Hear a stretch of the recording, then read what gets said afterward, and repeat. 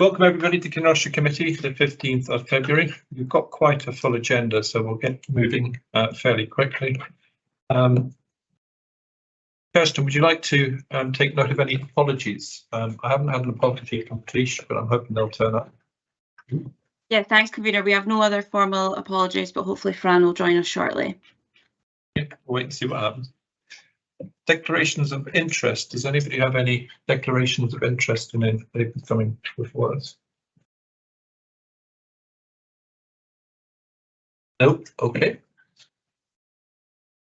But there's an apology from the road engineer, Rory Adam. Was that Daryl? It's for the road safety technician, Paul Adams. Okay. Can you note that, Kirsten, possibly? Yeah, will do. Okay, thank you. Right, the minutes of the last meeting of the 16th of November. Hopefully everyone's had a chance to read these. Do we think they're a true and fair? Are there any points to raise from them? Nope. Okay. Yeah. With regard to item 7, the grassland management, will we and the community councils get a map of what the changes will be, showing what we can expect? Because if we don't know exactly what's happening, people will complain and we won't realise it was part of the reduction in grass cutting. So is it possible to get issued to community councils and to ward members a map showing the changes that will take place? I think, was that not in the outstanding business? Yeah, really, it was. We had a discussion about that, but I understand that that it's going to form part of the upcoming budget discussions in terms of that proposal. So we wanted to be clearer around exactly what the direction of travel and the pace of that was before we issued anything. But before we do anything actually on the ground, we will send that information out to you. That's super. Thank you. Happy with that? Okay, moving on from that. The outstanding business statement. There's a number of actions in here that are not complete. So there's a number of sessions to be arranged. Did you want to say something about this, Kirsten? Yeah, it was just the session by Lisa Simpson and David Littlejohn that I hope to arrange in due course. So it was just to check with members when would be the most suitable day and time of the week, and we can liaise with officers and get these arranged. People have any preferences for a date and time? I would suggest maybe the third week of the month, something like that. Perhaps on a Thursday evening, similar to what we've done here, but maybe next month or the month after. Starting at 5 till 7, something like that. Is that possible, Kirsten? Yeah, I can get these arranged and I'll be back in touch. So if you could arrange those. And are we happy for the items that have been completed to come off the list? Yes. I think that's a yes. Okay, let's move on. The next item is the provision of care in Kinross-shire. Zoe Robertson's here from the Health and Social Care Partnership. So if you want to introduce yourself, I think we've got Jackie Pepper online. So if you want to introduce yourself as well, and then we can open up the floor to some questions. I believe that Woody Robertson sent you some questions prior to this and the sort of areas he wants to cover. So if we could go into a little bit of detail on that. If you want to take it from there. No, thank you very much, convener. I'd just like to introduce myself and my colleagues and say a few words and try and address a couple of Councillor Robertson's questions and invite my colleagues to some of the detail behind that. I'm Jackie Pepper and I'm the Chief Officer for the Health and Social Care Partnership in Perth and Kinross, and I'm joined by Zoe and Shona. Zoe, Shona, would you like to introduce yourselves? Hello, hi, I'm Zoe. I'm one of the interim heads of service in at the Health and Social Care Partnership, and I have responsibility for contracts and commissioning. Hello, I'm Shona McLean and I'm the interim service manager, and I have care at home and enablement within the HEART team. So if I just say a few words about the Health and Social Care Partnership itself, because I think that was one of your questions, Councillor Robertson. And it's one of these very complicated answers, because the Health and Social Care Partnership is a combined arrangement of staff from NHS Tayside and Perth and Kinross Council, who come together to deliver integrated health and care at a community level. And the reason that we exist is because of the legislation that's set out in the Public Bodies Joint Working legislation in 2014, which set up the integration joint boards across Scotland. And the Perth and Kinross Integration Joint Board was set up back in 2015-16, and it comprises 4 voting members from Perth and Kinross Council, so that's elected members of the council, and 4 voting members from NHS Tayside's non-executive members of the board, and a variety of other professional advisors and non-voting members. And both the NHS Tayside and the council delegate certain services to the IJB for the purposes of strategic planning. And the IJB then asks, so it's like they're delegated to the IJB, and then the IJB makes decisions around how the shape and format of those services and how they will be delivered, and then directs both the council and the NHS Tayside as organisations to deliver. And they're delivered through the partnership, because as Chief Officer, I'm a director of both NHS Tayside and Perth and Kinross Council. And there are 2 posts that are jointly appointed on that basis. So that's mine and as Chief Officer, as Director of those services, and the Chief Finance Officer, which is Donna Mitchell, and Donna is like the Section 95 officer of the council to the IJB. So we are joint appointments of NHS Tayside and the council. All other staff are either employed by the council or NHS Tayside. And for example, Zoe as head of commissioning would be contracting with organisations on behalf of the council, not the IJB, because the IJB does not employ anybody or deliver services. It strategically plans for those services with a delegated budget as well. So I thought it was really important just to set that out, because I think your question was around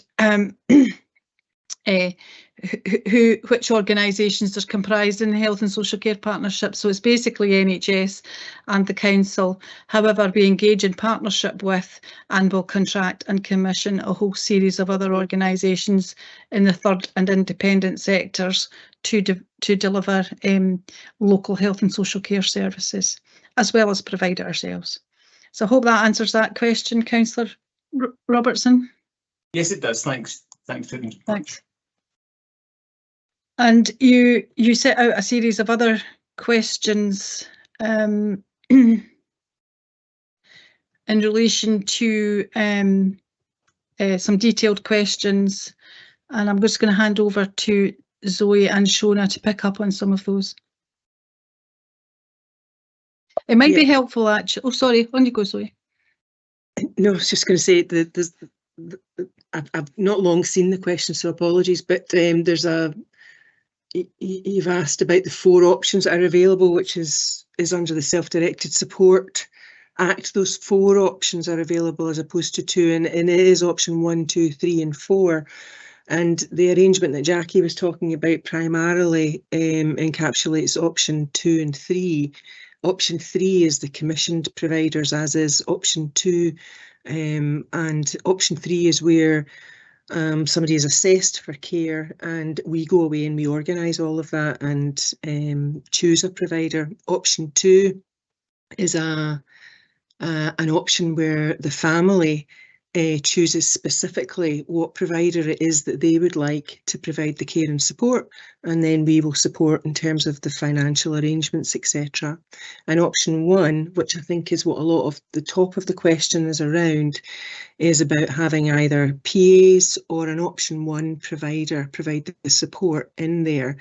And there are different ways that an option 1 can be arranged, but the questions you're asking in there, it definitely looks in and around the personal assistant type approach for delivery of option 1, certainly. And some of the issues that you might encounter in and around that, I think are what some of these questions are about. And I don't know if people want to maybe ask questions as we're talking, because I don't know exactly what it is that would be useful for me to give you by way of information in relation to that. Option 4 is a combination of those different options if you want it. I thought what might be useful for you to know is that we are aware of the difficulties in provision and care in the south locality, and that's been going on for a period of time now, and that has varied. Our north locality has presented issues for us in the past, and predominantly our rural areas in general are quite difficult for our providers to recruit and to retain staffing, and that's been a persistent issue, although is going through a period of quite significant improvement, I'm happy to say.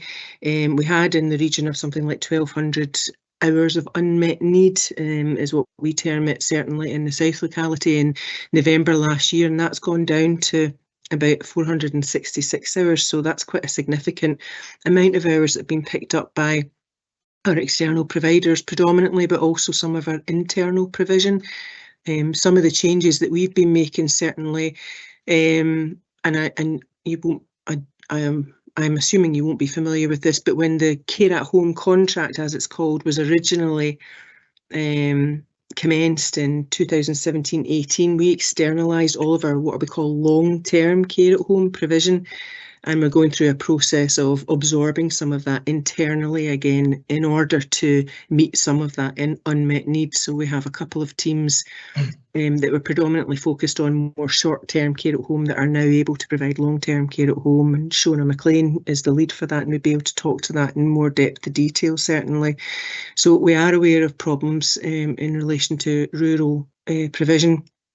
We're also looking at different ways of delivering option 1, which I think is where some of the problems that maybe some people have experienced are, and trying to help people manage what can be really complex arrangements in option 1 when they don't want to control pay and rotas and holidays, etc.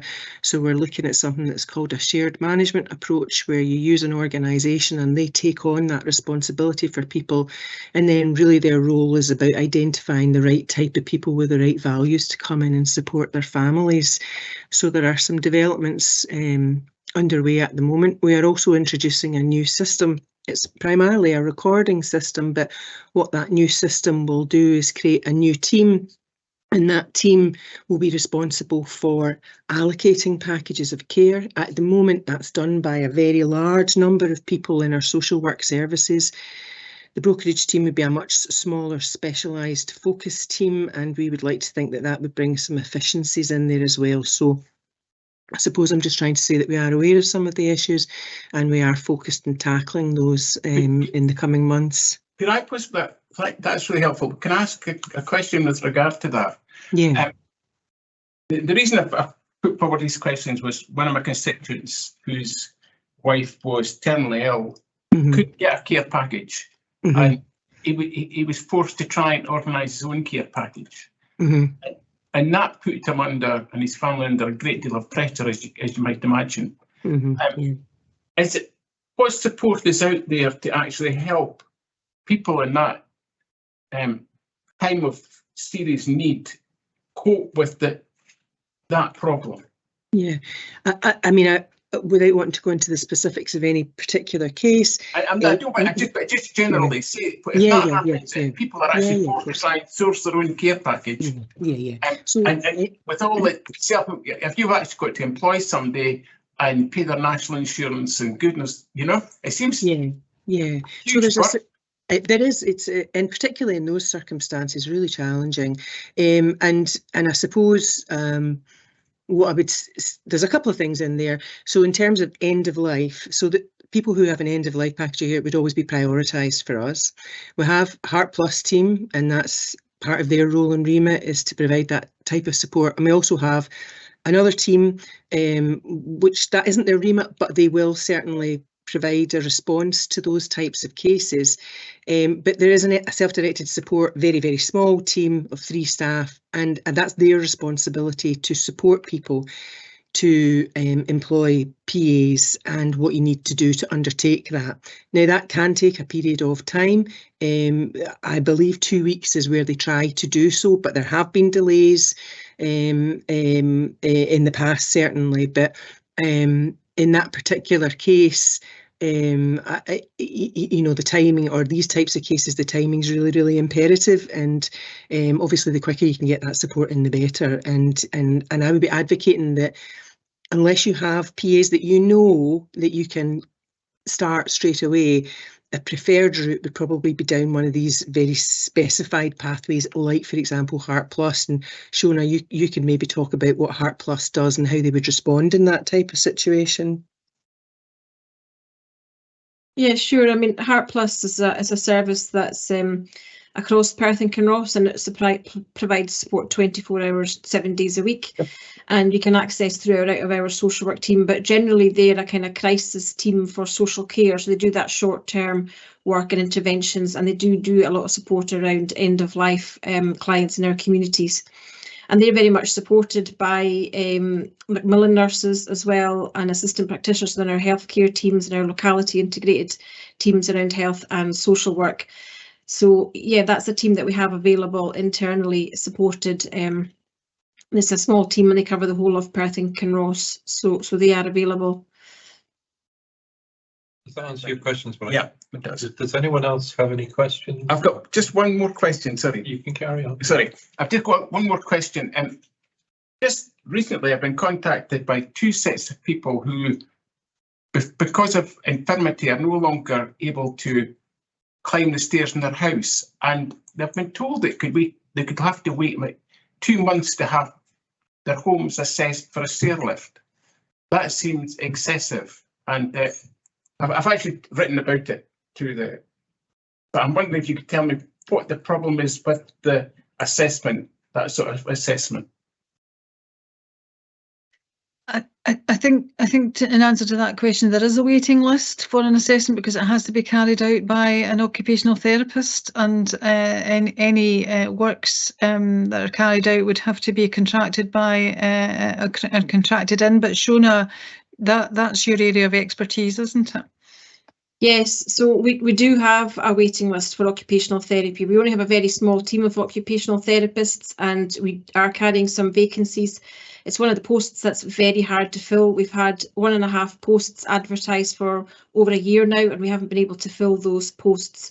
So we only have at the moment a team of 4 occupational therapists to cover the whole of Perth and Kinross. And we do have a lengthy waiting list in your area for people that are waiting for a stair lift. So it may take, I can't put a timeline on it, but it may take some time before somebody actually gets out to do the assessment. They do go through a duty call first, so they always speak to a qualified occupational therapist when they phone in. So they try to gather all the right information and signpost and do anything that they can in the interim. And they put on, we do apply an eligibility criteria. So they would be placed on the waiting list accordingly with other people who are at the same level of need. And we would just try to get to them as soon as we can. Okay, thank you. Thanks for that. That explains if you can't fill the posts, it's very difficult. You can see why a delay in getting a person assessed. Thank you. I don't know if you follow Twitter, but there's been quite a bit of trying to be as imaginative as possible to encourage people to come and live in our wonderful locality of Perth and Kinross with everything that comes with that. And one of our existing OTs has prepared a film footage about how great it is. She moved into Perth and Kinross to work, so trying lots of things to recruit. But it is something to be aware of as a committee, that across the council, in terms of hard to fill posts, the top 4 our top 4 or 5 are all in the health and care professions, and similarly we experience difficulties in the further parts of Perth and Kinross in relation to our community hospitals in terms of nursing. So it's across the board, so we do have a workforce plan, and we have just recently appointed a workforce development officer who will be responsible for that. So we're kind of uniquely challenged by a growing and ageing population and a depleting professional workforce to look after them. So it's a challenge across the whole of Perth and Kinross, but particularly in our more rural and outlying areas. Happy? Okay, I've got a couple of questions. The first question, I think you said there was a shortage of 466 hours for the care at the moment. Is that right, Zoe? Yeah, that's correct. Yeah. And you're short of OT staff, is that right? Yeah. I mean, teams. One thing that I did wonder, the Kinross-shire Committee has a small fund at its disposal. I wondered whether it'd be worth placing adverts in the Kinross newsletter and perhaps the other community council newsletters, and paying for them to promote this the shortages and advertise the roles. I don't know how other people here think about that. But we have 40,000. We tried to spend some of it on active travel and it's come bouncing back again. So we still got 40,000. So the question, would people pay for something like that? Would it be okay?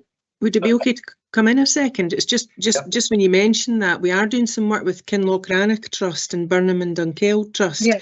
In and around community care and support models, and we're really keen to connect in with other interested trusts in looking at that. They have a consultancy working with them at the moment, scoping out needs in a particularly rural, very rural area for that one, but they already have a kind of befriending type approach in their community, certainly, but it's more the personal care side of things. So if it would be okay and you would be interested, certainly we would love to be able to link you in with some of that work, because the concept overall is that each community has its own individual needs, but there are similarities, particularly in relation to care and support because of difficulties with staffing. And what we would really like is that right across Perth and Kinross in those kind of rural areas, that there's almost a support network of trusts who are able to speak to and work with each other to develop community care and support models that work alongside, obviously, the statutory services as well. So I'd be more than happy to link you in with some of that if you would be interested. I think that's something we can explore. I mean, that's maybe something for the Fosbury Community Trust, and there are other trusts appearing. What I'm asking, though, is if you could produce an advert, say an A4 size advert or an A5 advert that could go into the publications around here, we could perhaps use our funding. I mean, I'm presuming we can use it for that. We can then place the adverts, something like Your Community Needs You sort of thing, to try and get local people involved, if that would help. We can maybe touch base on this afterwards, but would the committee be interested in us? You got to find putting it there. Yeah. Well, my question, it's a specialised posts, so are we going to be targeting people with those skills in this area, or should we put something out to Indeed or people like that? I think you're right, but the funny thing about the newsletter, I know the Kinross-shire one, I don't know about your own, but the Milton-Thorpe's got one on, each of the community councils have their own. It's surprising the people who read it. The penetration is probably 10,000 people. And I know that there are quite a lot of health and social care people who live here but work elsewhere. And if we can connect with them and sort of say, well, why not think about Perth and Kinross? It's just trying to work. And it wouldn't be a lot of money. So it's something that I think generally that the conclusion is that people would be willing to do that. Yeah. I think so. I suppose what's the how the post advertised just now? I'm just thinking, what's your kind of reflection? Would it help? I mean, it's not a huge amount of money. I think it's probably going to be fine. But I was just wondering what the current sort of process is for advertising these vacancies. I know recruitment in a number of sectors is very, very hard at the moment. Yeah. Sorry, could I come in there about recruitment? So we have had a lot of recruitment on. Jackie was mentioning about Twitter there. We're trying to kind of really maximise our social media presence on there, but we've also had advertising in and around on the buses and the bin lorries, and digital boards outside shops. And we've also had them on the petrol stations, so when you go and fill your car up, it's actually on the pump there as well. So we would be absolutely delighted to be able to tap into any newsletters that you have, and we've got a communications team that would have an advert that would be able to share with you. I think it would be the social care workforce that would probably, I understand that it might go further afield, but that's where we've got our biggest gaps. And if we get anything for OT, that would be a bonus as well. But in terms of social care workforce, there are probably people in your area that could support or apply for jobs with us. I think Sarah's got a question. Well, it's actually probably to the committee, is that talking about spreading the word about these things. I think the Kinross-shire newsletter, all the community councils basically use their Facebook pages. And as I've just learned from this survey we did, the reach that our Facebook pages has is absolutely minimal. What would be useful is actually whether or not the committee would be willing to fund the community councils to do paid advertising through social media, because that's the only way you're going to get through the algorithms. Because at the moment, posts that are being put out and not being seen by the community. That's something we can explore, yeah. We can't afford as community councils to pay for advertising on social media. Yeah. But that's, you can't get past those. I think Jackie's going to algorithms. you get your hand up, Jackie. It was really just to agree with that, because that's why we would use the council in terms of the reach that they have from their social media, and if you think of NHST side and its reach. So that would be our first port of call, because rather than trying to establish new modes of communication. So most people, if they're engaged in social media, will follow their local council or their local health board. That's a well-trodden path for us, and we will. But if there's another vehicle that you would like to use, we'd be very happy to supply the material, which is all there for wider circulation.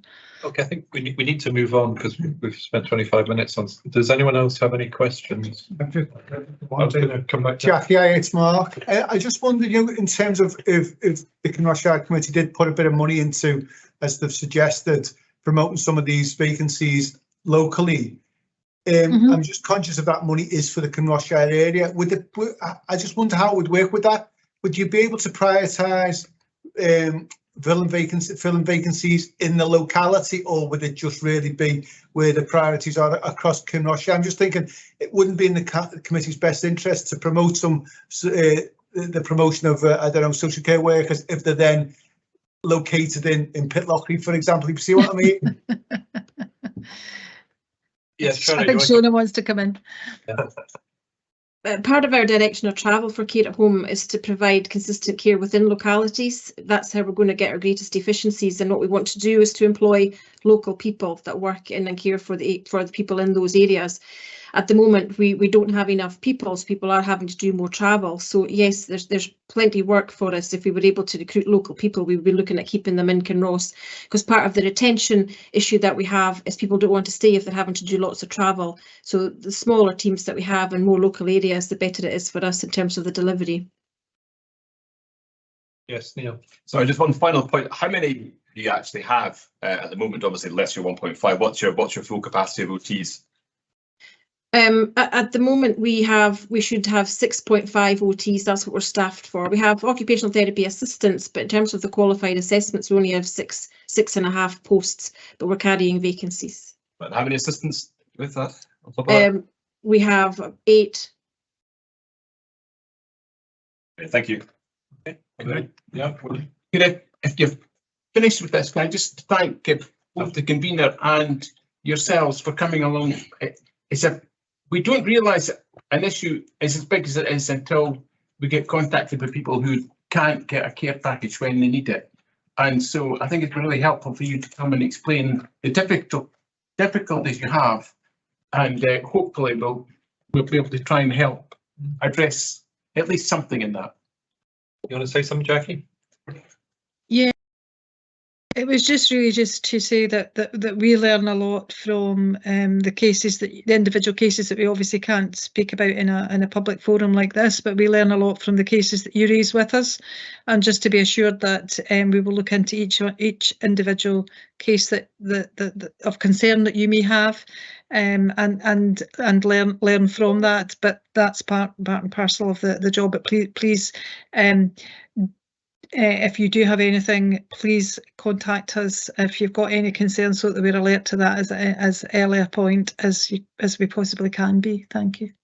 Okay, thank you very much for coming. Much appreciated. I think it's been very useful, and I'm sure everyone else is pleased to see you come, but you're free to go if you want to. You don't have to hang around. We're moving on to Daryl next, who's been waiting patiently in the wings. So, Daryl, would you like to introduce the road safety update? Thank you, convener. Yes, the road safety update has been submitted to the committee, and the report was prepared a couple of weeks ago, and there's a few points I would just like to clarify, because there's been progress on some of the projects that are referred to in the report. In item 4.4, it makes reference to the upcoming meeting with the Kinross-shire councillors that was due to be held on the 8th of February. That has taken place, so that is now past tense. In item 5.1, it talks about the traffic regulation orders being processed for Scotland Well and Knockmere Bridge. I can confirm that the signs are in place, the regulatory signs for the 40 miles per hour speed limit between Scotland Well and Knockmere Bridge, and for the 30 miles per hour limit within Knockmere Bridge hamlet. They are all in place. The order is not fully processed, but it is due to be completed within the next week or two. So at the moment, the signs are for information only and cannot be enforced, but it will give drivers an opportunity to get used to the lower speed limits before we instruct Police Scotland that they can be enforced. Item 5.6 refers to new warning signs or upgraded warning signs to be installed at New Gullet Bridge and Old Gullet Bridge. Tayside Contracts have confirmed that those signs are in place. The signs are there advising drivers at Old Gullet Bridge of cyclists and pedestrians and of the double bend, and at New Gullet Bridge of the double bend.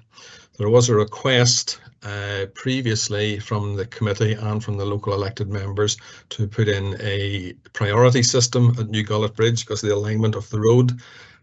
We're reluctant to do that on a national speed limit, but what we have arranged now that the signs are in place, we'll be carrying out a traffic survey so that we can assess the speed and the volume of traffic, also the categories of vehicles, the size of the vehicles that are using it, and see if a priority system would be appropriate. If the speeds are low enough, or if we can ensure that there's adequate visibility and adequate information on the approach to the bridge for the drivers to get their speeds down, we could put in the giveaway markings for a priority system. And the final piece is in item 5.7. There's reference to the haulage route signs for the Westfields development along the B9097 past Fian Farm at the south of Lochleven. Those signs are all in place. And I think that's, as far as I'm aware, that's everything that has been updated from the report. Excellent, thank you, Daryl. Right, does anyone have any questions? I think this easily, are we? Yes, okay, Sarah. Sorry. Do you have a time frame yet for when the drum signalisation changes speed limit down to 30 will be in place? The traffic regulation order is being processed, and we have issued a works order to get the signs put in place. We were hoping to have them on, to have the signs erected before the end of the financial year. That's looking less likely because of so many other projects that our contractor is trying to complete. So it will be as early in the new financial year as we practically can. So if not by the end of March, then certainly in April. Yep. Anybody else got any questions? No, okay. Well, thank you, Daryl. I'm very impressed to see 1.5 pages work completed. Fantastic. Thank you very much for coming. We'll give you another rest for another 6 months or so and then bring you back. Thank you. Thank you, convener. Okay. Thanks. Okay. The next thing on the agenda is a brief update from David Stokoe, if he's there, hopefully. I'm here, yes. Just if you want to update us on the Blarington Primary School and where we're at.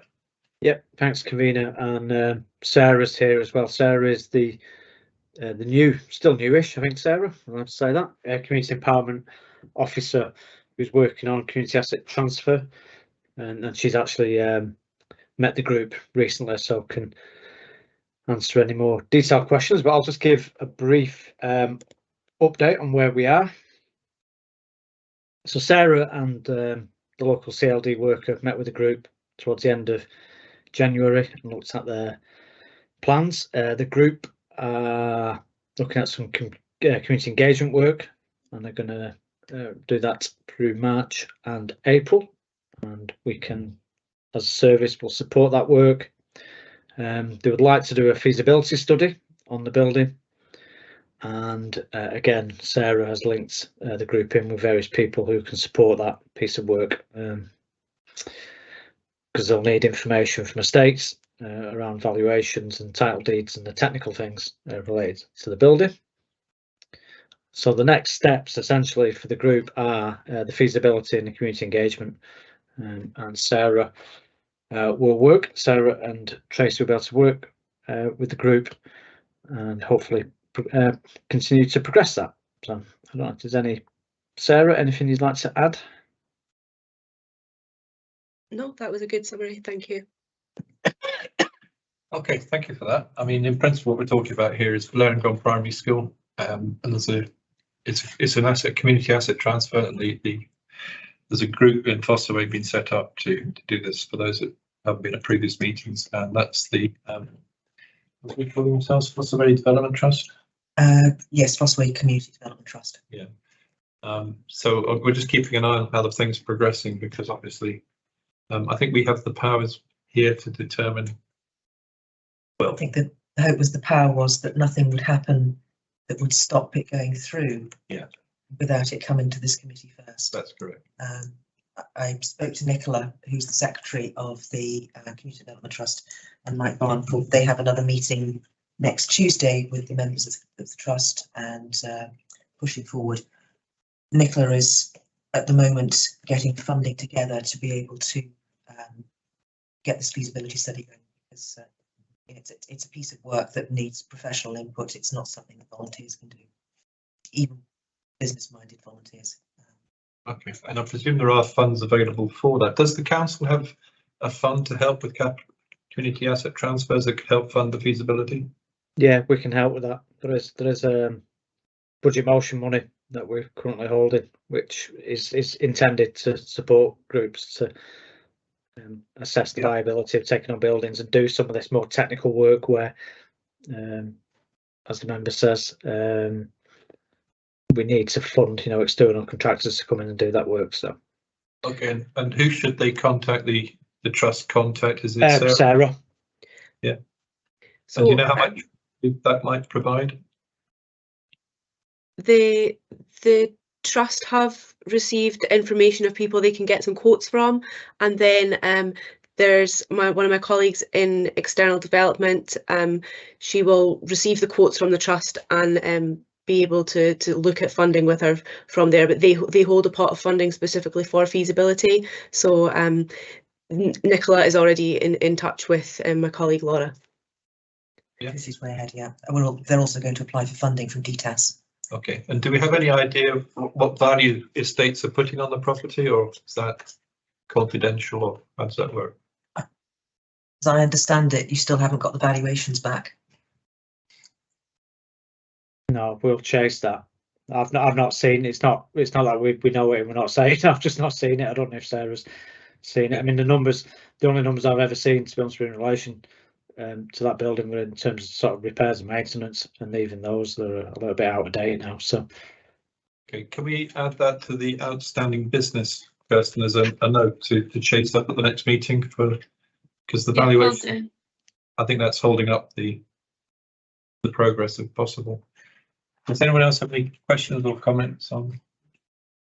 Yes, Neil? Just a quick one. Thanks, David. I presume there's no sort of timescale from this is probably a general question to any kind of asset disposal. There's no sort of time limit from the council to I suppose, offload the asset. in other words, that the trust can have the sort of full, all the time it needs to, you know, obviously within reason, to make sure it can get its business together? Or is there a kind of imperative on the council to dispose of the asset?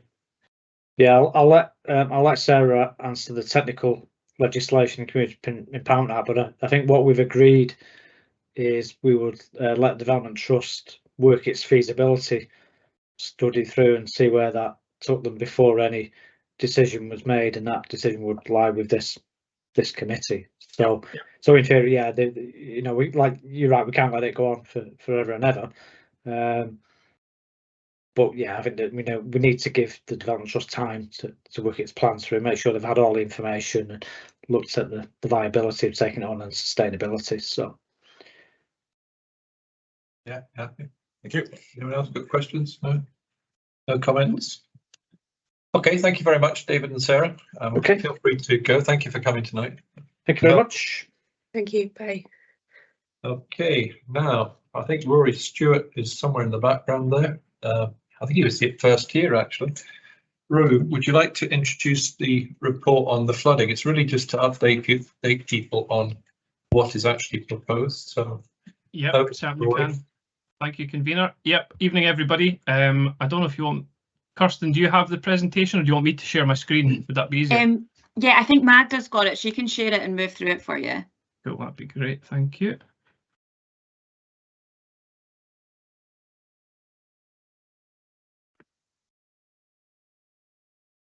I think it's just coming. It's broken. The anticipation. You spoke too soon. There we go. Right, yes, so thank you, convener. As we said, my name's Rory Stewart. I am an engineer with the flooding team and lead engineer for the South Kinross Flood Protection Scheme. I'm just going to give you a brief overview as to the progress of the scheme so far. A little bit of background for those that weren't with us last year when we initially presented things, just to refresh a few memories, and then the sort of next steps to progress the scheme from where it is at the moment. So as a wee refresh, if you could go to the next slide, please, Magda. Thank you. As a refresh, RPS initially undertook some detailed modelling to understand the flood risk in South Kinross from the Southquake, Gellyburn and Clashburn. The map shown on the screen there shows the predicted 1 in 200 year flood extent, which the scheme is designed to protect against, and this encompasses approximately about 129 homes and 55 businesses across the southern area of Kinross. So in the next slide, we've got a sort of overview of the scheme entirety. So the scheme is essentially split up into 3 flood cells. Flood cell 1 located within the very south of the town through the more industrialised zone, and this includes hard defences of flood walls and embankments, protecting against flooding from the Southquake and the Gellyburn. The walls at present do not extend into the Scottish Water pumping station due to costs in terms of diverting the assets that run over the burn. But we're currently in discussion with Scottish Water to try and find a solution to this that would extend the walls to encompass their asset, because it is a key asset for them in that area. And property resilience measures will also be provided to the buildings within the Lochleven Nature Reserve car park, because again, it wasn't economically viable to extend the walls all the way around there from a cost perspective, but also from an environmental perspective. So we'll just do a bit of localised protection, floodgates and barriers to protect those 4 buildings in there. So flood cell 2, which is the Clashburn diversion culvert, that consists of culvert upgrades along the route of the Clashburn, as I just mentioned, with a new section of culvert also being installed between Hopefield Place and the Mire playing fields.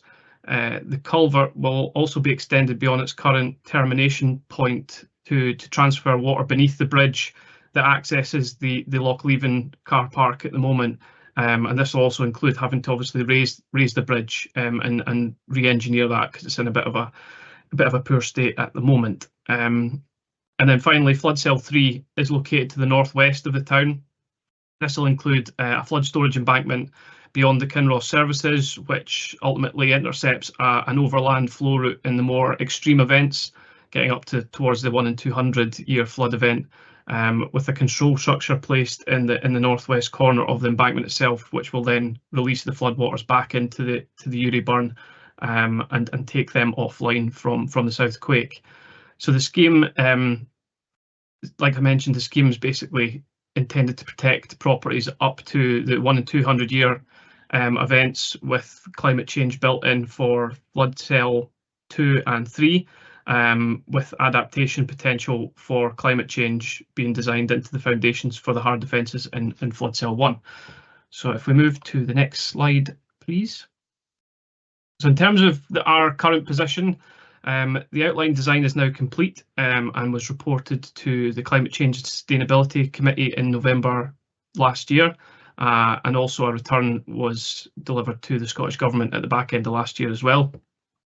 Scheme design has now been presented to the community at public exhibition events in September and October 2023 in Kinross Parish Church.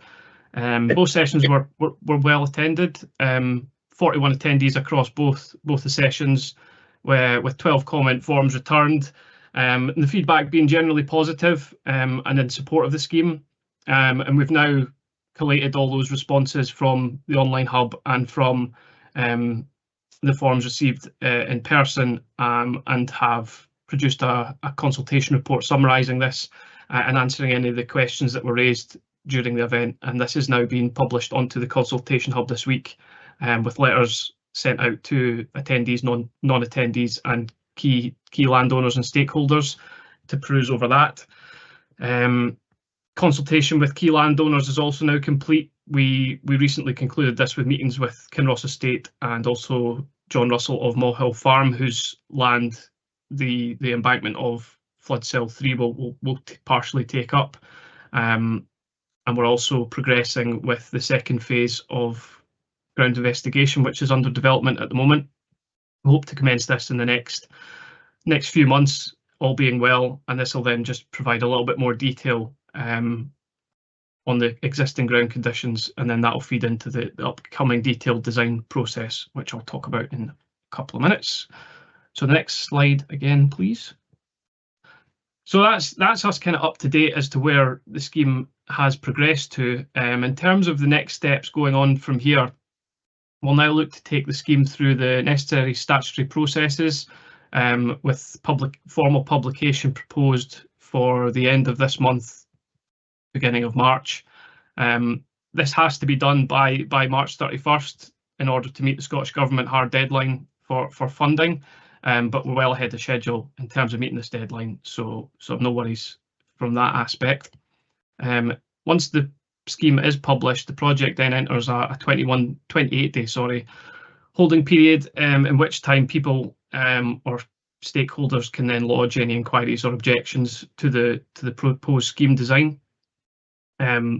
Assuming we don't get any major objections once the statutory approvals are in place via the publication processes, and assuming that no major objections or sort of obstacles are put in our path, we'll then progress to detailed design, procurement, and construction.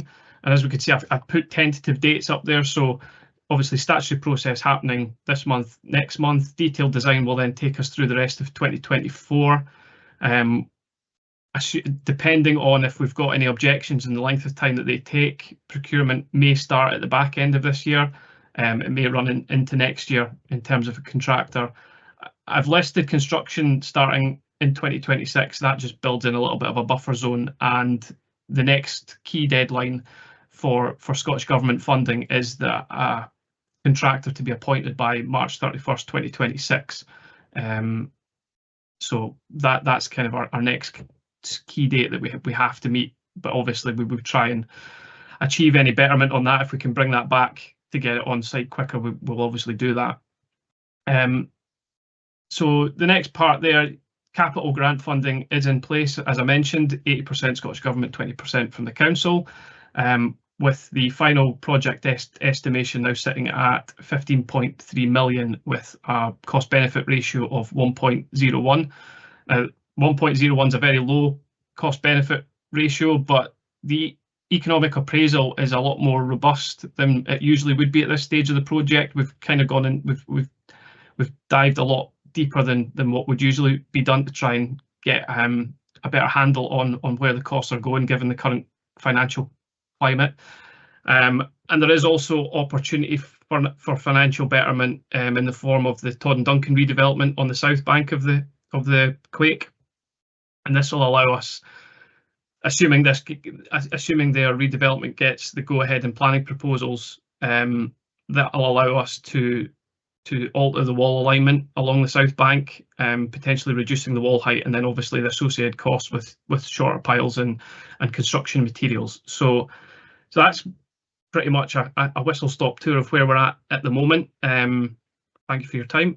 Obviously, if anybody's got any questions, I'll happily answer that. Okay, Rory, thank you for that. Just for clarification, before I go on to other people's questions, in terms of where the project is it definitely going ahead now, or what needs to be done to make it definitely go ahead? Because we're quite interested in the BCA site and how that can be developed. Yeah. I mean, at the moment, yes, it will definitely be going ahead. We've obviously got a positive cost benefit ratio, so the rough rule of thumb is anything above 1 gets obviously taken forward. I know 1.01 is wafer thin above 1, but like I mentioned, there's caveats to that cost benefit ratio. So assuming we don't get any major objections that put massive roadblocks in the way that then would obviously increase the cost legally or otherwise to the council, then yes, the scheme will be getting taken forward. Okay, thank you for that.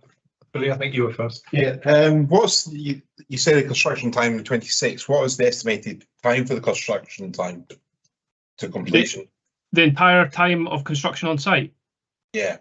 So from start to finish, a year, but obviously there's various portions of the construction, so they'll all run in conjunction with one another. So the entire construction time would be a year, but most of that will be taken up with the walls and embankments on the South Quake. The property level protection can be done straight away at the boathouse, so that's an easy win. And I think from memory, the embankment at the services is only an 8-week construction period, so it's very short.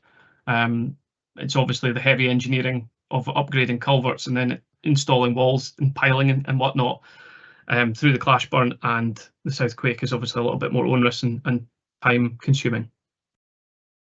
Thank you, Rory. Richard, yeah, Thanks, Rory. Thanks for all the work on this and keeping ahead of the deadlines, because I know they're pretty tight. Just in two quick questions related. One is you're chatting to the various landowners, etc.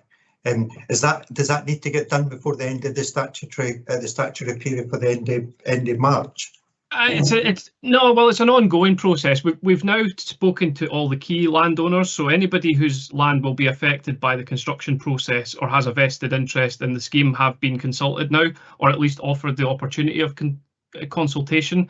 Unfortunately, some people haven't taken up our offer of having consultation, and they may choose to object when the scheme comes along. So obviously then we would be legally obliged to have to then engage them to answer any sort of concerns or address the objections that they lodge, but it's not a prerequisite prior to going to publication. We obviously just want to be open and transparent with everybody and bring the community along with us. So we've tried our best to engage with everybody as is practical, but obviously not everybody wants to come to the table at the same time.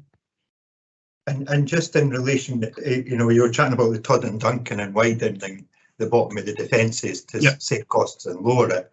Any chats with the BCA, the potential developers of the BCA site on doing a similar on the north side of the embankment? Yes, so we've had quite a few meetings with the potential developers of the BCA site, and the wall alignment has been taken into account with their development proposals. So they've altered the access road slightly to allow us to alter the wall alignment as well. But obviously it's semi-constrained because they need the construction area to put in you know, the number of units that they're intending to have in the site. But yes, as best as we can, we've worked with them to try and maximise the potential of reducing the wall height as far as we can. Thanks, Rory. Okay. Does anyone else have any questions or comments? No. Okay. Thank you very much, Rory. That's been really useful. We are keen to see it go ahead, obviously, and the sooner the better, I think, particularly given the weather outside at the moment. I know it's not great, is it? You never know when you're going to need it. Thank you. Yeah. No. Thank you, convener. Thank you all. I see Elliot's still there. That's good. Elliot's going to introduce the report on the active travel master plan. Just to give a little bit of background to this, for those that weren't here last time, we agreed to put some money into trying to develop a master plan for active travel. Elliot can tell you what happened because he then investigated on our behalf. Elliot? Yeah, thank you, convener. Good evening, everyone. So for those who don't know me, I'm Elliot Williamson. I'm from the council's transport and development team, and I've been working alongside convener and vice convener on looking at a proposal to try and address some issues with regards to our regional active travel master plan. So for a bit of background, TACTRAN, who are the council's regional transport body, have been working on a regional active travel master plan, looking at regionally significant routes all across the area. And of course, Perth and Kinross are a massive aspect of the TACTRAN area and therefore have quite a lot of routes in and around the local authority, which is of course great. However, unfortunately, there is a bit of an identified gap within the Kinross-shire area, and there wasn't any identified regionally significant routes within Kinross-shire. So following this identification and multiple discussions and coming to the committee in November, we're trying to work out a way and a proposal to see how we can essentially fill this gap and try and find some real nice and important strategic routes which we can hopefully in the long term develop and eventually deliver, mindful that there is significant funding come from central government towards active travel over the next couple of years. So where we've got to today is hopefully is quite clear in the concise report that I've produced. Essentially, we went to TACTRAN and discussed the reasons as to why Kinross-shire didn't have any routes within their master plan. It was relatively clear that based on their criteria, so they had their own set multi-criteria assessment, it didn't essentially identify anything which is regionally significant within the area. That then was followed up by myself having discussions with ARIP. So ARIP are the consultants who'd done a lot of the heavy lifting and a lot of the work on behalf of TACTRAN. And I discussed with ARIP and the team, one, why if this was the case and any details around that, and then two, what can then be done and can we kind of find a standalone piece of work which we can kind of plug the gaps in the Kinross-shire area, as well as look at that cross boundary with Sestrans going into Fife. So fortunately, we come up with a proposal, we agreed a methodology, and we got a quotation of around £28,000. And we went back and forth with the convener and vice convener about whether the methodology was satisfying their kind of needs, and also whether we could fund the project. Fortunately, throughout this discussion, I became aware that there was funding available within TACTRAN and managed to bid for that funding, and it was granted as of last week, and it was approved. Unlike the report's a little bit outdated, but the week after the report, we actually got the full commitment from the TACTRAN's exec committee, which means we have the complete funding of £28,000 to do the Kinross-shire active travel master plan. So that allowed us to sign, I believe on Monday, it was signed by my team leader, so the contract has been signed. And essentially the instruction, I think it's based on annual leave. I think it's actually coming next week. We basically will be able to kick off and really start some of this work. The funding is restricted to this financial year, so we really want to start as quickly as possible, hence why it's been such a quick turnaround. But you know, we're quite delighted that we've obviously got this resource, and ARIP have already geared up the team. So yeah, I'm feeling hopefully it's really positive and we can get some good work started. So yeah, I'm happy to take any questions on any aspects of the methodology or the process or what this could look like. Thank you, Elliot. Well, I see that Rich has got a question. I've got quite a few questions. Well, Elliot, Elliot, you mentioned the while ago, but just to confirm, that the expected completion of this master plan is looking like it'll just be 3 or 4 months. Yeah, it's a very quick turnaround. So because we're restricted so particularly for TAP Trans funding, we are restricted for this financial year, which only takes us, of course, to the end of March. So we're hoping to really accelerate some of the upfront work over the next 5 to 6 weeks. And if there's a bit of lag, you know, obviously we'll deal with that the financial implications as it comes. But ultimately, the programme, so the length of time is, it's not much longer after that, and we're hoping we can get it in as much as possible this side of the financial year. So it is, but the advantage is because all of the kind of background work has been done on the regional master plan, we're actually going to use that exact kind of process and their methodology just on a local scale. So you could argue a lot of the back work has actually been done, and we can kind of accelerate into this kind of local Kinross-shire equivalent, essentially. Okay, is that your first question? Yeah, some other people first. Yeah, no, absolutely. Does anyone else want to ask anything? I was going to ask, in terms of the key stakeholders, would you consider the community councils to be key stakeholders, and would you want them to be inputting into the plan, if you like, and what you're thinking about? Yeah, I would say exactly. So my logic was, when we get ARP on board, the first discussion I'm going to have with ARP, along with the kind of joyous contractual sides and making sure everything's robustly in place, is defining the key stakeholders, which I was going to initially lean with yourself, convener and vice convener, to try and see what your thoughts would be and who would like to involve, and then open it up to the committee as well. And we can kind of all agree, I suppose, who would like to be involved in those discussions and who we would see as key stakeholders. I've kept that very loose for that intentionally because they've not been defined at all. But that's what we'll do in the next step.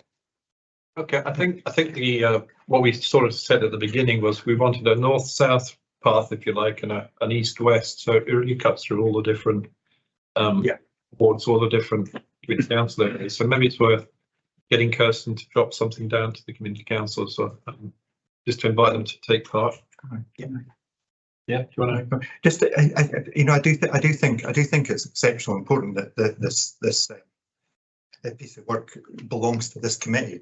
So, and the committee does include all the community councils. So definitely, as one of your key stakeholders and decision makers, needs to be this committee here, including the community councils. Hopefully, the community councils feed in through that process and get their updates. I would have absolutely thought that would have been an absolute must. And Elliot, does that mean that the potential, or a reasonable potential, and I'm not sure when our next meeting is, 3 months, that we may be able to, in 3 months, in our next Kinross committee, we may have a master plan from our report sitting? Yeah, I would say we definitely would have a draft version that'll be kind of close to, if not being finalised. Yeah, I would say that's very realistic. Excellent. So we can bring that up. Right. Open up to the committee and say who they think the stakeholders would be if we've got ownership of it. I think would be good. Yeah. I would suggest that Glenthorpe Community Transport should be included in that. Yeah. Yes, possibly would like to be involved in it. So with the community development trust. Yeah. I thought, wouldn't there? Everybody else will just join out the mix. I think, just from my perspective, just to answer Vice Convener's concerns, I think this is very much a piece of work which has been commissioned by the committee. So the decision maker is the committee in my eyes. So any draft report will come here to be signed off, and that could be accompanied by a presentation from Ara, but I don't know how you're supposed to do that, Elliot.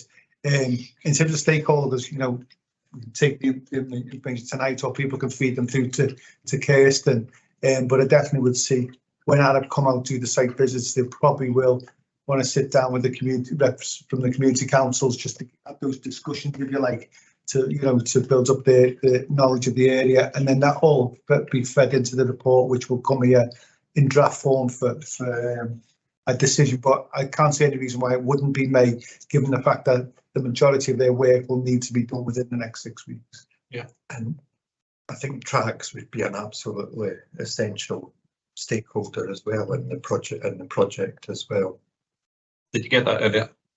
Yeah, I'm just making note. I would like to emphasise that's definitely the kind of the idea in terms of this project. You know, I'm very much on board to do work on behalf of the committee. So, you know, in terms of the client role, I very much seen it as a shared role between, you know, myself offering support as and when required, and alongside yourselves being the committee. So I think the initial next step in terms of identifying key stakeholders, I've always seen as a big role for the committee to, alongside myself, to work towards, and we can format of who to involve. So as you said, Mark, I definitely see the committee as the key client here in terms of approving the draft, reviewing the draft, etc. But I've made note of all the stakeholders mentioned as well, so I can pass that on in the short term. Yeah, I think basically it's all the community councils and tracks that have been mentioned so far. I also put forward that the Fossway Community Development Trust has put forward as it, because they've already started putting together the community action plan for Fossaway as a result of the Big Place conversations. And one of the key parts of that was pathways. So Nicola has already got a body of work on what Fossaway needs, what Fossaway aspires to in terms of footpaths and transport tracks. I think the point of it is that many of the community councils have their own paths groups. So Milner Thorpe, for example, are quite expert. Tracks does a lot of the path network in Kinross-shire. So you're getting some of the key stakeholders. I may be wrong, but we're not talking about this. Is about strategic routes and really linking, like Kinross-shire with Clackmartin and East into Fife. It's rather than small localized paths. Yes. No, I mean, for us from Fossaway, our key is to actually be able to get on a bus in Crook of Devon and get to the station at Alba, or get on a bus in Crook of Devon and get to the bus in Kinross or to Edinburgh, whatever it happens to be. But we're not just talking about the bridge across the Devon. It is actually the fact that people can't get to work. So that's at that level, not just down at the local pathways. Right. Sorry.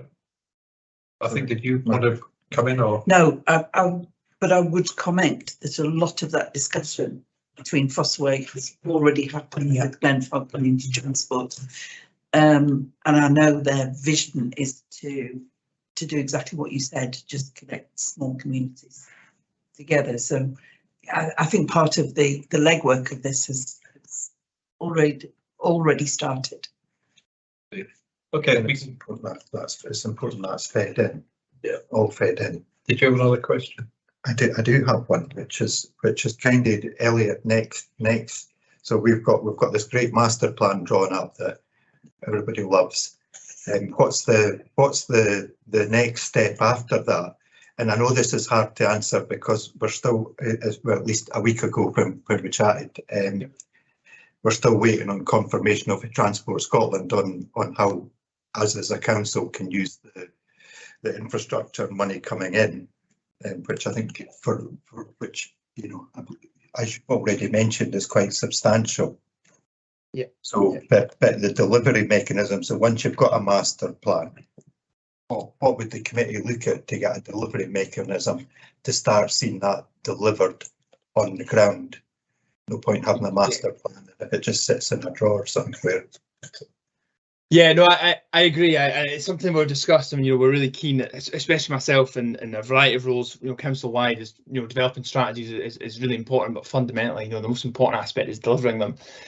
So there's two things that I would say right now. There's, just for context, you know, there's a lot of unanswered questions that we are continuously seeking clarity on to Transport Scotland around funding and how that actually funding is coming direct to local authorities. Although we're getting a bit more clear as we head towards the new financial year, which is helpful. But to answer directly with regards to the Kinross-shire master plan, I see two aspects. One is we've emphasised, I've emphasised the importance of looking at quick wins, so things that could be delivered shortly within potentially a combination of other funding streams which we could look at the time. Obviously the committee have resources, and as do the council, of course, as well, ourselves across the team. So I think there's a combination of resources looking at specifically the kind of quick wins which we can maybe implement immediately after the master plan. But then the more strategic stuff, so the purpose of the proposal, which I've agreed with ARP, and the reason why it follows the same criteria as TAC Trans regional work is because TACTRAN are now going to go into the next stage, which is developing a delivery plan. And because of the timing, and if we can get this work done as sharply as possible, I'm hoping that, and I've discussed this with TACTRAN and they're happy with this approach, is we can actually take a bottom-up approach and actually present the information that we've developed in the Kinross-shire level to then inform the regional master plan, regional delivery plan, sorry. So my hope, by using the same assessment criteria and the same methodology, is we can actually use a bottom-up approach and try and get some of these key routes. This will only be for the key routes, I suppose, and the very strategic routes, but we can hopefully get them into TACTRAN's delivery plan. Now, there's still a question you can ask about how we deliver TACTRAN's delivery plan, and there's many different answers, which there's no clear answer on that either, but that does put it into the kind of regional agenda, which puts us in a really good position. So there's many avenues we can go down, but I think yeah, there's a lot of questions, and I think as we get through the detail of the master plan, we'll be able to start bottoming those out and kind of planning for future delivery. A supplementary, please, my same thing. Of course you can. Thank you. Just in relation to, and thanks very much for the work with TACTRAN to get that money covered, but we've still got money set aside, and I'm just wondering if it would be worthwhile just holding off with that until to see, because it is keen. If you're looking at kind of quick win stuff, and we want to get it off the ground quickly, then you still need some kind of paths officer, and if the council isn't quite geared up at that point, then how can we as a committee separately look at how we can gear up to actually start delivering these quick wins?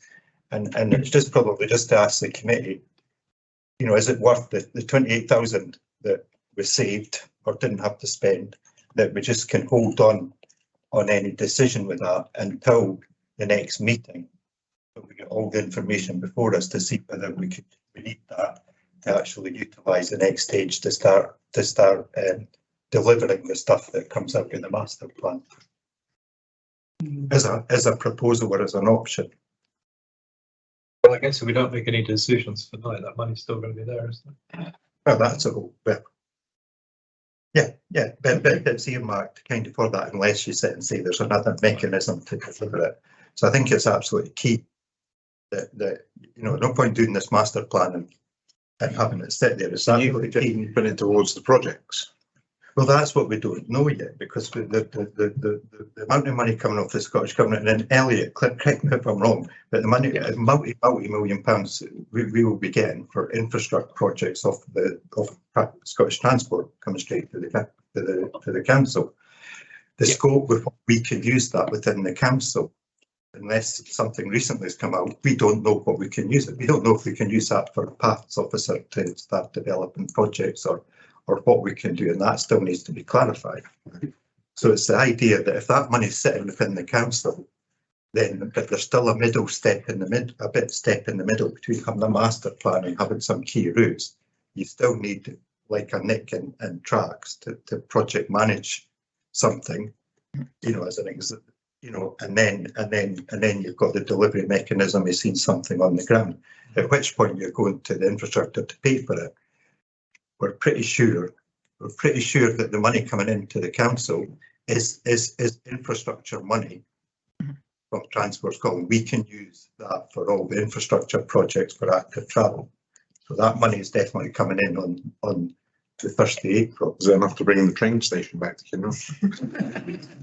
I walk it. So the extra money from the Kinross-shire Committee, we could might give them one side of the line. You actually get the train station back, but there'd be no track. No. I can use it old train lines. I think and I know one of the keen ones is there's quite a lot of the keen on is opening up the tunnels and the old train line there under Glenfarrick. It would be absolutely amazing to see that. I don't think that's a quick win one somehow. But so it's just the idea that we're taking that money to try and say, we want to see something on the ground and when the report comes in. Depending on what the report, the committee still got a decision because it depends what comes back from our. Absolutely. Okay, fair enough. Does anyone have any more questions for Elliot or any comments? Thank you, Elliot. Thank you for staying till the end. No worries at all. Thanks, then. Okay. The next one is Fossaway Wind Farm Survey. And Sarah's going to do a presentation on this. Very quickly. So I don't know if we can get that on the screen. Yeah, we'll just get that ready. We've got his hand. He's on the screen. Hello, Fran.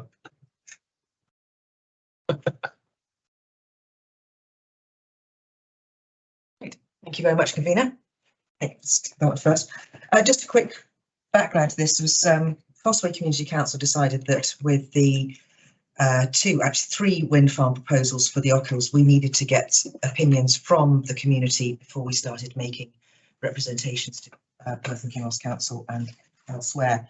I'd also just like to note thanks to Perth and Kinross Council's community engagement team, who actually gave us funding to allow us to do this survey and to do the report and to publish it. So thanks to them.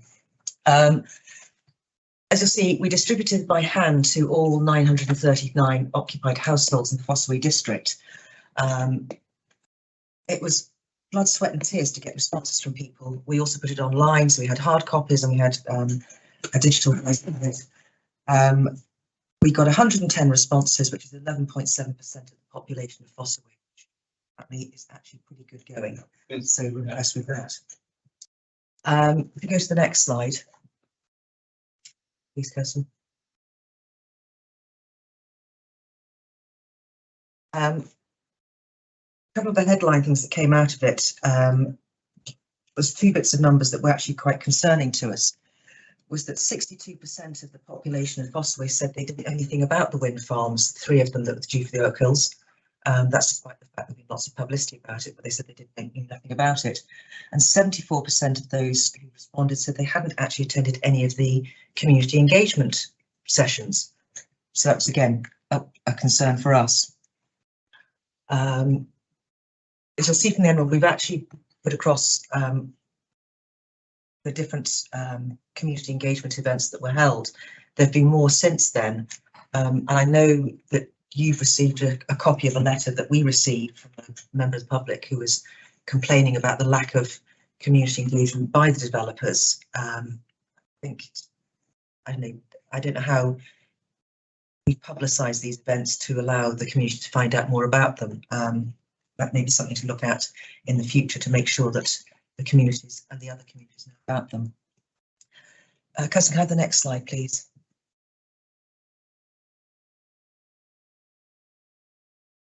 In general, the respondents were overwhelmingly in favour of renewable energy in general, and they expressed the need that we had to take action to decarbonise.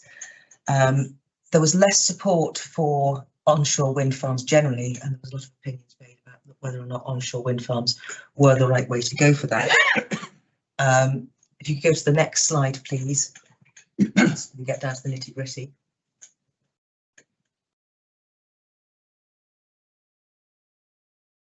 Sorry, Kirsten, have the next slide, please. Right.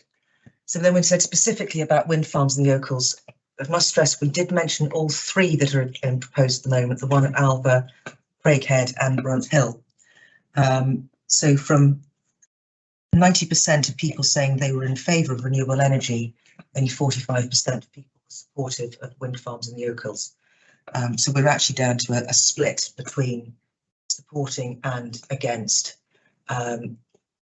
We've posted there the reasons why people were opposing wind farms.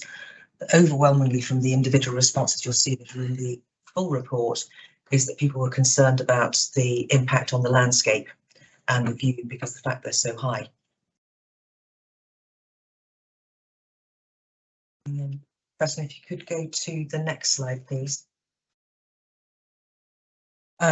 We then broke it down into where everyone came from. We didn't just want it to be, this is a general view from Fossaway. For example, the residents of Carnbow are much more affected than those of Blaringon. So it would be interesting to see from our point of view as to how the responses differed. What we were pleased by was the fact that when we looked at the split of where people live in Fossaway, the response rate was pretty much in line with where people are from, but we have had a huge amount of engagement with Carnbow residents.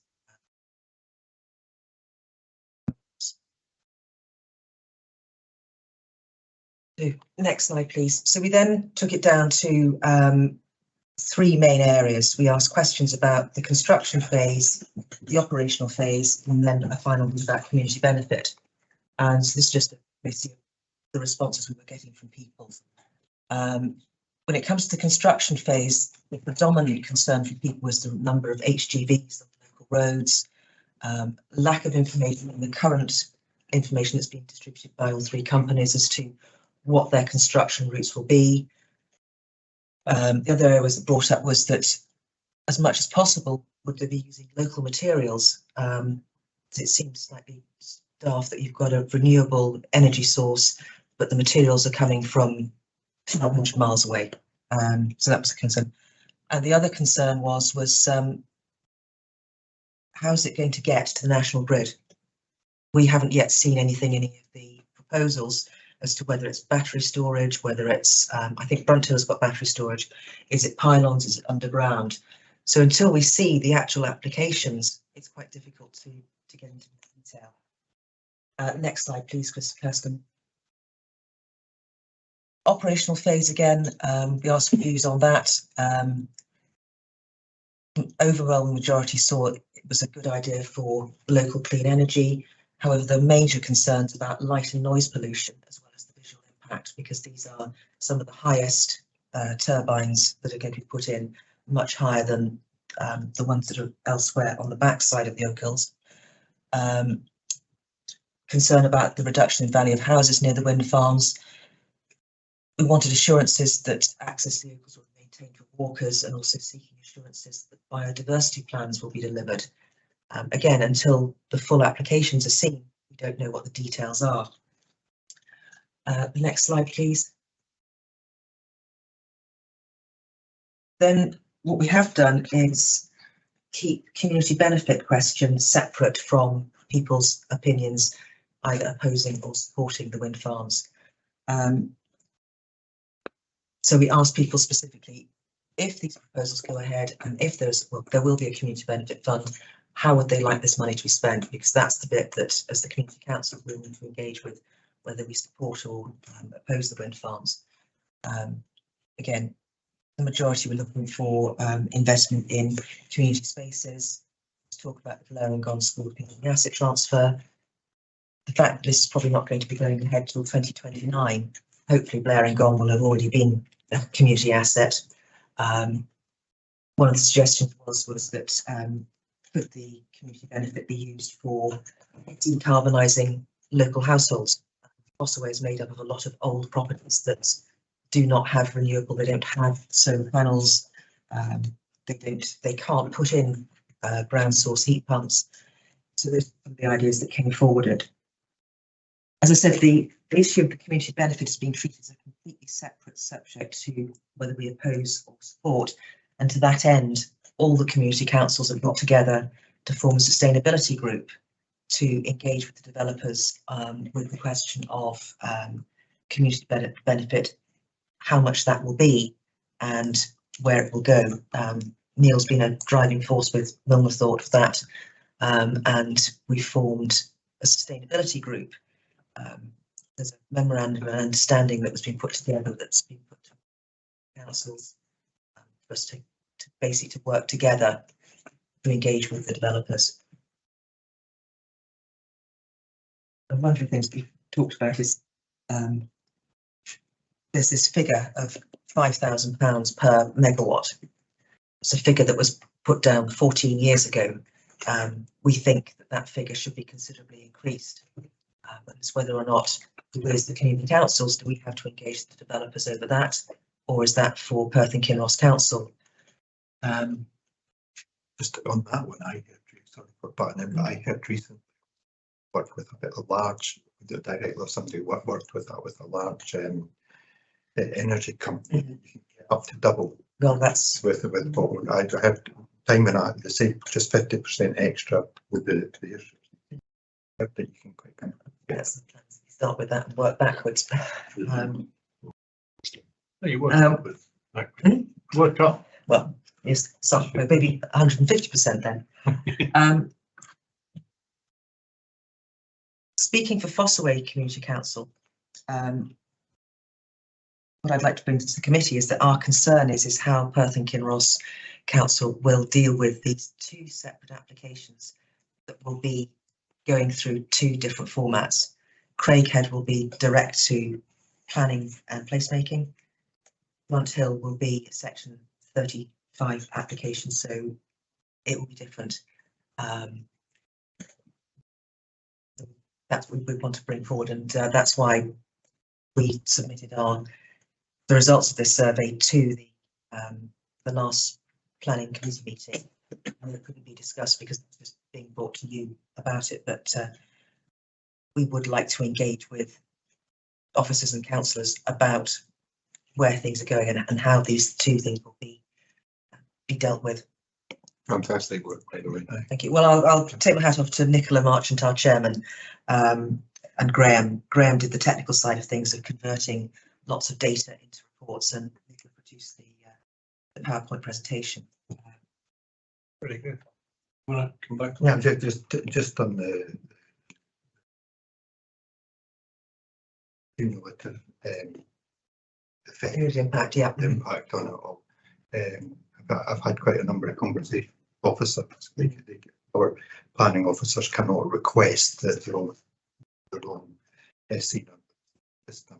Right. I think the wind burn as well, the wind burn one as well. The other one is it's going to the energy consent unit, and they can't do that. But when you look at NPF4 under policy 11 section E, it clearly gives you all the impacts you have to look at, and one of them is kind of summarises at the end. It's a cumulative effect that's got to be taken into account. Speaking to legal in that, I have written a letter to the energy consent unit because they're the ones that have the power to sit and say, call it all under the one system. And I've just asked them bluntly, I've checked from a legal perspective, taking advice that says it doesn't compromise me because it's not an opinion on the applications and the road merit, but a request for them to call in the council one, right, basically, to the energy consent unit. I haven't heard anything back, but I have asked them that they do respond to me with no. But I couldn't understand the logic that you can have things. Officers say you can take cognizance type thing, but you've got to take cognizance of ones in other systems, and officers are in touch with the energy consent unit. But I think really having them to do it purely to do it right, you would have to have them in the same system. So I will update when I get a reply of them. Yeah, thank you for that. Consent unit. Thank you, Sarah. That was really good. I think it's fantastic the work you've done. It's quite useful for everybody around here because we all get this. This is going to affect all the community councils, so that gives us some basis for people's viewpoints generally. Unfortunately, we don't yet know what Dunning think about it. No. I haven't had no response from Dunning at all as to what their view is. But as this memorandum of understanding we've put together with the councils is that we will work together on the community benefit side of things. Each individual community council can have its own opinion as to what they put forward, whether it's supporting or opposing or any comments we make. Right. But we would all like to be able to, when it goes to committee, be able to present. Very good. Okay, excellent. Thank you for that. Does anyone have any further questions, comments? No? Just okay. Very quickly, just to update you as well, is that I have a preliminary conversation with TARES taking place in the next couple of weeks. Scottish Government's renewable energy schemes, who will be guiding us along the formation of a trust or body to look after any community benefits, hopefully by the end of the year, which is the next stage after the MOU. That's excellent. I think it's really fantastic. I see it partly as being a result of this committee. It gets you all together, you start to talk. It's just us working together. Yeah, yes. Who's been going for Kinross? I know. I don't think anyone was there. One was supposed to come, but didn't manage because of some reason. But then I can always send out to you. Okay, are we done on that one? Okay, we're almost there. Community Investment Fund panel. We need to do a meeting to discuss the CIF applications. So what I was going to do is try and pencil in a date where most people can make the meeting. It needs to be done before the end of the year, because otherwise the money will just get swallowed back into the budget. So I was wondering about next Wednesday or Thursday evening. Sharp intake of breath. What time in the evening are you talking? You want to make it the week after? The 21st. Well, the 21st, yeah. 21st is good for me. What time then? 7:30? Yeah, it finds me. I can't do next week. I would the week after either. Nicola might be able to. I mean, it just needs a rep, because we'll invite the Action Partnership to involved as well. 7:30 next week, I think, 21st. Okay. Okay, now, just before we finish, well, there's two more things to go. Where are we? I'll arrange an email you all. Yeah. Okay, but we'll arrange the venue. A quick update from Richard on the banking help. I think the FCA Financial Conduct Authority came out with a consultation on access to cash, which kind of puts all the banking hub stuff. There was quite a quick turnaround with it, so it had to be in, I can't remember, been a couple of weeks ago. I'm pretty sure it was a couple of weeks ago, and I know I sent a reply in. They said we sent away. And I believe Glenn Fark, I believe Ian done that as well. From that, I'm not sure if anyone else did. I did make sure all the councils know. Just in roughly, I complained about the geography or raised issues over the way they looked at the geography. Although in their proposals, they were going to allow more scope to people like Link to be more to kind of change or more adaptability within it or within specific areas, which was good. There's a big difference between your ability when you call rural in England compared to your rurality in Scotland. The difference was huge. I did quite a bit on that. You know, I wasn't impressed at all when I read it. It was quite shocking as I read it out. If you want to read it, see it, the difference was massive. The categorizations is led this. They're taking two different ways of people thinking it, and they're kind of putting them together and don't match in places, which I thought was quite good. I asked for them to look at historical stuff as well, where banks have closed down recently, because you know one of the things that triggered me through the first few stages that Kinross's application fell at was if a bank closes down, it triggers you further up the process. Here in Kinross, they closed down just before it happens. You trigger at the first. You fail out at the first. They fail you even before you get to that. There was a bank closing who would have went a lot further in the process. It doesn't mean you'd have got there, but I thought that where they've got numerous banks in recent history closed down, we should take that into account.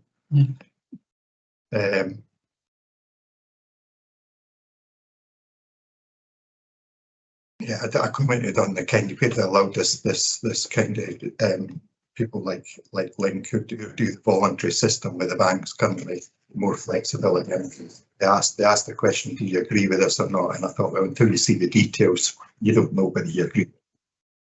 I disagreed with the radius. I think possibly came up with a good one for a trigger is when stop mobile banking. Yeah, because it's Royal Bank's announced that they're stopping the bank. I won't go through it. I think they're the main points, but there's quite a few other points that went into it. The disappointing bit is the initially when I spoke to Link, they thought it would be literally almost 2 or 3 months after I would get it implemented, but they are chatting about the end of the year before implementing it, which is a bit disappointing. That it wasn't soon, at least that we can at it.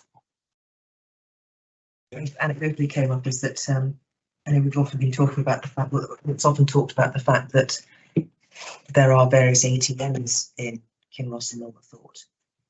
So I found out the other day is that the shops that those ATMs are connected to have no responsibility to make sure that they're working. So unless a member of the public makes the phone call to the number that's on that ATM, no one will know that it's not working. So that's why the one outside Jacopaz's at the school is not working at the moment, because Jacopaz's don't have any obligation to notify that it's not working. So it's that. So there's the assumption that we've got ATMs, than anything else. So it's actually, if the ATMs themselves aren't working, it's covered. Okay, thank you for that. Does anyone have any questions or comments? No? Okay, just one last thing. I want to thank Mark, who's come along in person tonight. This is Mark Butterworth's last meeting with the Kinross-shire Committee. He's quietly behind the scenes, and all these officers you see appearing before us are really cajoled, bullied, and beaten by him to come here. So I just want to thank him for his help. It's really much appreciated. Thank you. I'd like to Elizabeth. You leaving or you moving on? Can I just add just one bit to that? When you know, I think most people would agree that this committee has gone from strength to strength. And sometimes you don't see what happens in the background, but I think Mark's been absolutely central to that. I think and seeing him coming in here and the conversations, his belief in community, this is absolutely weird to see. And as he sometimes challenges David myself, cajoles us, and things us, especially on this committee in relation to the legal setup. And I feel what local democracy is, that everybody gets a say. He has been and certainly I've learned a lot from on that, and I think he is part of the main reasons that we've helped to build a successful committee here, even though it's often in the background that you don't see it. So I think you've done a great job and wish you all the best. Yeah. You can make a speech.